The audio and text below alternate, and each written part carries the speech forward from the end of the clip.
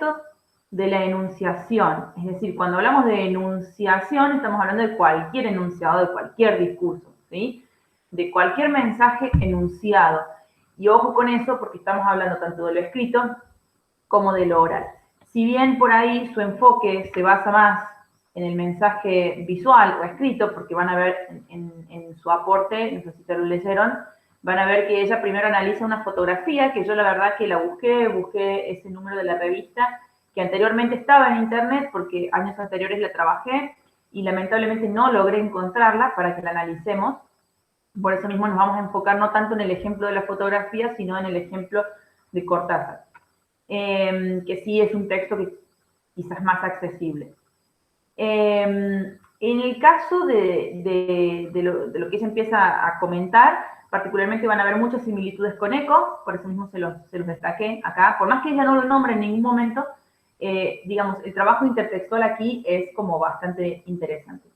En primer lugar, este sujeto de la enunciación, ¿qué tener en cuenta? No estamos hablando únicamente de enunciados escritos, ¿no? Estamos hablando de enunciados en general. Primero, partir de ahí.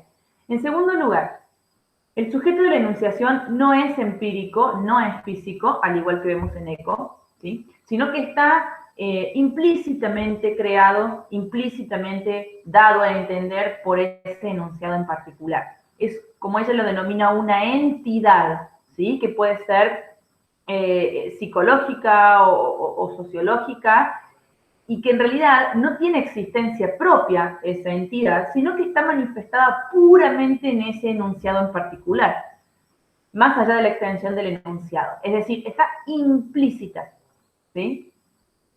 En el caso de Umberto Eco, podríamos relacionarla con el autor modelo, ¿sí? Pero recordemos que Umberto Eco dentro de la literatura, ella en general. Entonces, esas son como cuestiones esenciales, ¿sí? Que hay que tener en cuenta para esta teoría en particular. Por eso mismo, no tiene existencia individual, no tiene existencia propia, sino que, como dice en el último ítem, no solamente está moldeada por ese, bueno, yo puse texto, pero se entiende que es escrito u oral, ¿no? Moldeada por ese enunciado, sino que existe únicamente en ese enunciado en particular. Ya sea, como bien analiza, una fotografía, un relato literario, una poesía, un mensaje publicitario, un mensaje periodístico, únicamente existente en ese texto. Y dada, es decir, marcada por ese texto. De todas formas, ella también dice que cuando hablamos de sujeto de la enunciación, por ahí la categoría de sujeto se malentiende o se confunde con una cuestión física. Entonces, por eso ella propone quizás hablar de, en vez de sujeto de la enunciación, en particular, instancia de enunciación, donde va a entrar en juego, donde va a estar compuesta por un sujeto enunciador, que en el caso de Eco es el autor modelo, y un sujeto enunciatario, que sería, en el caso de Umberto Eco, el lector modelo. Si lo tomamos desde el punto de vista de la teoría de la comunicación, tenemos una instancia de enunciación, ¿sí?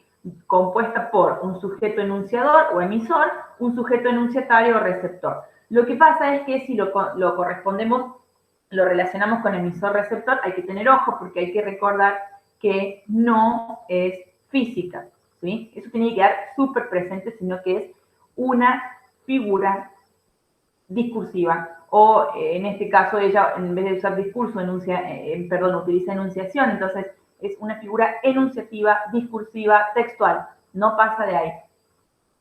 Esa instancia de enunciación puede estar sutilmente, se puede ver sutilmente a través de una ligera presencia, de una voz, de una ligera mirada, no mirada en sentido físico, sino una forma de ver ese discurso, una cierta postura ante el referente.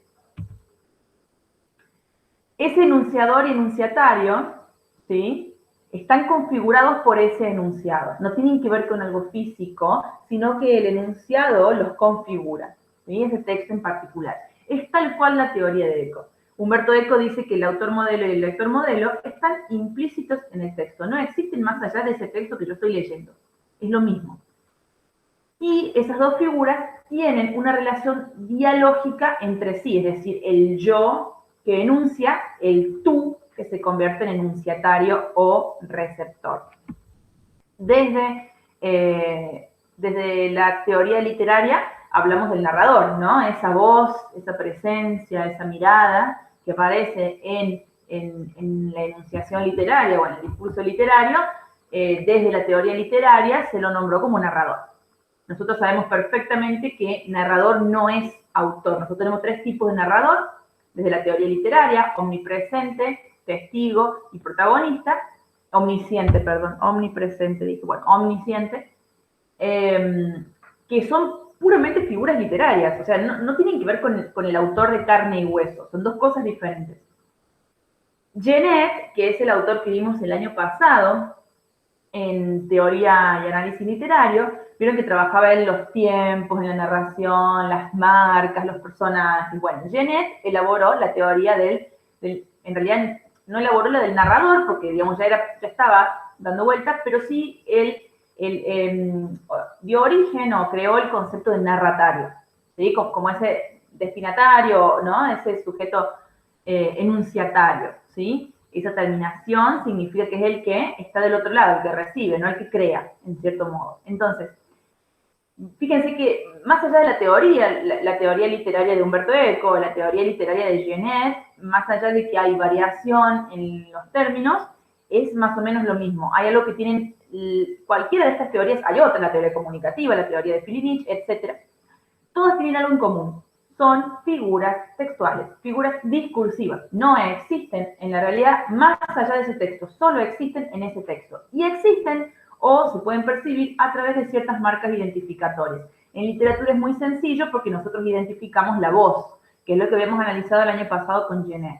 Yo no recuerdo qué texto utilizamos para analizar Genet, no me acuerdo, pero lo podemos retomar para trabajarlo desde esta teoría. En primer lugar, algo que por ahí propone Coserio, esta cuestión de la atención en los pronombres, sobre todo los de primera y segunda persona, es decir, puede haber, yo no digo que en todo discurso, en toda enunciación estén todas estas marcas, pero son los más identificables, los pronombres, ¿sí? Es como que, bueno, están escritos, los pronombres de primera y segunda persona, el yo y el tú. Ahí estás identificando una entidad textual, entidad enunciataria, perdón, enunciadora y una entidad enunciataria, ¿sí? El yo y el tú. Esa relación dialógica mediada por el texto. Pasajes donde hay referencias directas al público. Por ejemplo, en literatura se da mucho. Ustedes verán, como sabrá el público, se da, por ejemplo, en las obras de teatro o en las novelas en general. Por ejemplo, en las novelas policiales se daba mucho. Como el público podrá percibir, referencias directas hacia el tú, ¿sí? O hacia el yo, ¿sí? Hacia el narrador. Hay algunos que están escritos en primera persona y hay referencias directas hacia esa figura de narrador. Entonces nos ayudan a nosotros a leerla de una forma más directa, a comprenderla de una forma más lineal. Las preguntas o pseudo preguntas, que muchas veces se configuran como preguntas retóricas y que están presentes en los textos, ¿sí? Por ejemplo, ¿acaso no creen que fue cruel tal personaje? Son preguntas que atienden puramente a esa entidad que habla, ¿sí? Y por último, y estas son como más difíciles de percibir, son términos valorativos, ¿sí? Términos o fragmentos inclusive valorativos.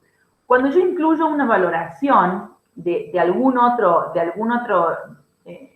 realidad enunciativa o de algún otro discurso, claramente estoy, no sé si dando a entender, pero jugando con la intertextualidad, que son, por ejemplo, se dio mucho en la literatura post-neoclásica o neoclásica, donde se retomaban los clásicos griegos y latinos. Esta cuestión de incluir pasajes o incluir frases o incluir nombres propios de la cultura greco-latina, que tenía que ver con una cuestión de altura, de cultura, claramente es valorativo y claramente tiene que ver con una intertextualidad, porque ese dialogismo en ese fragmento puntualmente está dado entre un yo que conozco ese objeto valorado, esa cuestión valorada, y el tú, que se supone que también lo tiene que conocer para lograr la valoración. No sé si se llega a entender. Y por último, habla de algo muy, muy interesante, este material, que es la polifonía. La polifonía, al igual que todo lo que vinimos trabajando dentro de lo que les explicaba recién, también está estudiada desde la perspectiva lingüística en general, desde la perspectiva de los estudios del discurso en general, como es lo que hace Filinich, en realidad, y también desde la teoría narrativa, lo vimos el año pasado en Genet, cuando vimos la voz. Polifonía, como bien la palabra dice, poli significa mucho, fonos significa voz, sonido. Se da en aquellos discursos, en aquellos textos, en el caso de la literatura, en aquellas obras, donde la enunciación no está tan clara, es decir, la voz de la enunciación no es tan unificada. Desde la literatura, por ejemplo, tenemos la polifonía narrativa, es decir, cuando en un mismo relato aparecen varios narradores. Hay un relato, por ejemplo, muy interesante, que es el de Las 13 Rosas, de Editorial Mandioca, ¿sí? Donde va alternando diferentes narradores.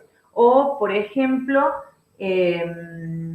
no se me ocurre ahora otro en particular, pero el cambio es notorio. Ya vamos a ver algunos de ejemplos para que los vamos a analizar juntas para que vean.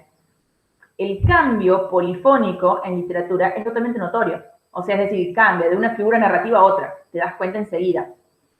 En otros casos, en el caso de la teoría enunciativa en general, quizás no es tan percibible, porque no tenemos una figura concreta de narrador, pero sí se puede percibir a través de la ambigüedad, cuando vemos dudas, cuando vemos esta cuestión de que es ambivalente, de que va, de que viene, de que la voz no tiene una postura clara, o cuando se le cede la palabra a algún otro personaje o a alguna otra persona. Eso pasa mucho en los discursos, por ejemplo, en los discursos políticos o argumentativos. Como dice tal, ¿sí? Y se da un espacio de ese discurso para la palabra de otro, que no es mi palabra.